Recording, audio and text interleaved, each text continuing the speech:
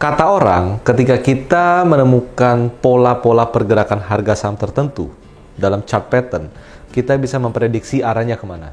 Apakah dia akan bergerak bullish atau bergerak bearish. Dan yang lebih menarik, ketika kita bicara chart pattern, katanya kita bisa menghitung target kenaikannya, baik target kenaikan ataupun juga penurunan. Di video kali ini kita akan bahas mengenai asal muasal ataupun logika dari pembentukan chart pattern agar bisa kita maksimalkan untuk analisa teknikal kita bersama saya, Rio Dizaldi. Thank you untuk teman-teman yang sudah subscribe video dan channel YouTube ini. Dan untuk yang belum, buruan Anda subscribe karena kita akan selalu memberikan video-video bermanfaat setiap minggunya. Satu video, berjuta manfaat.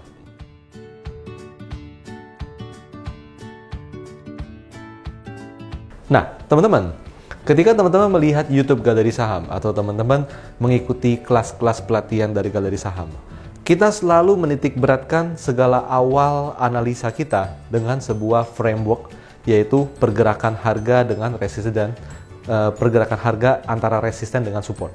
Jadi kalau teman-teman familiar dengan materi-materi yang ada di YouTube channel ini, maka teman-teman akan sering melihat garis seperti ini, garis biru horizontal dan garis merah yang di bawahnya. Nah, ini kita bicara mengenai garis support dan di atas kita bicara mengenai garis resist. Jadi, teman-teman, pada dasarnya kita selalu menyampaikan di sini bahwa pergerakan harga sideways di antara resist dan support ini adalah awal yang menarik untuk fase pergerakan harga selanjutnya. Baik dia akan bergerak bullish ataupun bergerak bearish.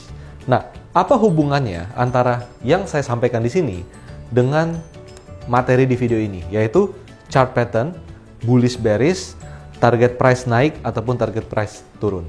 Nah, jadi teman-teman, dalam fase seperti ini, kalau saya perpanjang ya garisnya seperti ini, kita perpanjang sampai sini, oke, ke kanan, yang bawah juga kita perpanjang seperti ini.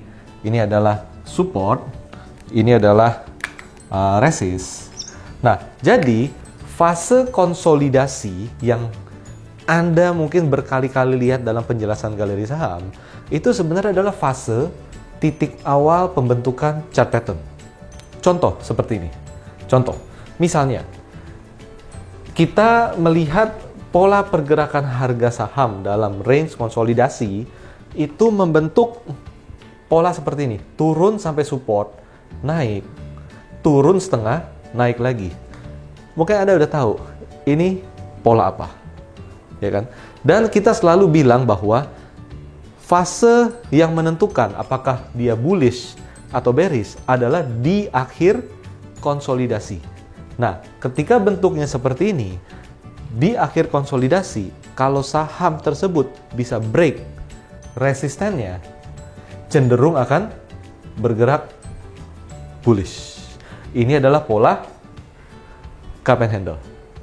Nah, ada juga pola yang konsepnya sama seperti ini, tapi bentuknya berbeda. Yaitu seperti apa? Ketika ada harga saham yang konsolidasi, dan ketika dia mencapai area resistennya, dia menembus level resisten dari konsolidasi, maka tendensi juga sama, bahwa dia akan cenderung bergerak bullish. Di sini. Ini pola apa? Double bottom. Nah, ada lagi nggak pola yang berpeluang bullish? Ada lagi. Misalnya, ada pergerakan harga yang seperti ini.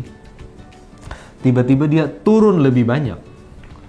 Dan mencapai resisten lagi dan koreksi, tapi tidak turun lebih rendah dari ini. Teman-teman juga tentu akan bisa menentukan. Ini adalah pola apa? Inverted head and shoulder. Ini headnya, ini shoulder kiri, ini shoulder kanan. Maka ketika dia break, biasanya yang kita lihat dari pola pembentukan pola seperti ini adalah bergerak bullish kembali. Bisa lihat di sini ya. Jadi ini adalah dasar kenapa kita selalu bilang bahwa konsolidasi itu adalah fase yang penting, teman-teman. Mungkin mereka membentuk pola seperti ini, tapi bisa jadi mereka tidak membentuk pola, tapi selalu ada esensi yang mirip, yaitu apa? Teman-teman perhatikan, di sini adalah penembusan resisten.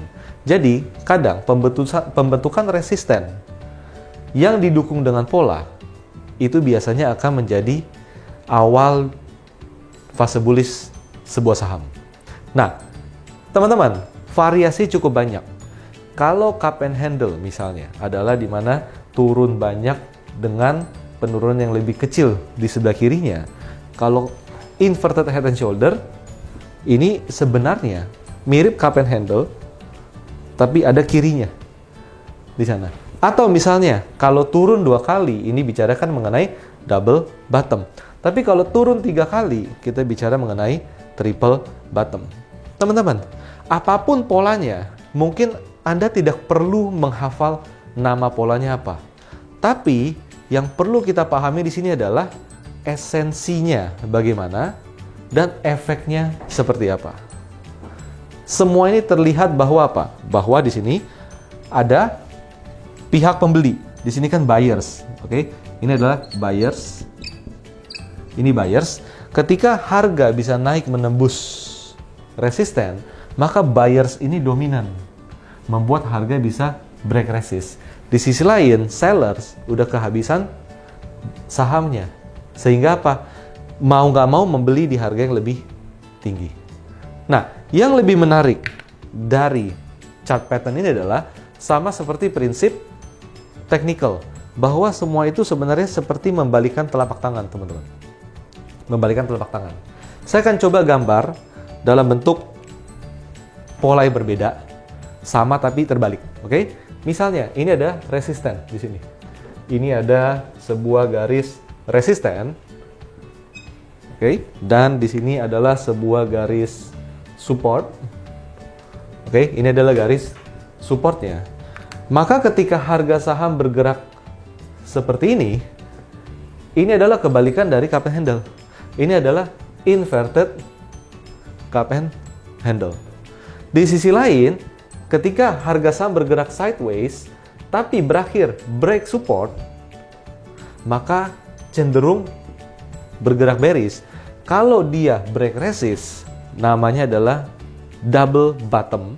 Tapi kalau dia ternyata break support, namanya adalah double top di sana. Oke? Nah, lanjut. Ketika harga saham bergerak seperti ini, dia naik lebih tinggi dan dia turun seperti ini. Kalau dari bawah dia break resist, namanya inverted head and shoulder. Tapi kalau dia bentuknya dari atas, maka dia adalah head and shoulder. Endingnya bagaimana? Endingnya turun ke bawah. Nah, ini dia kenapa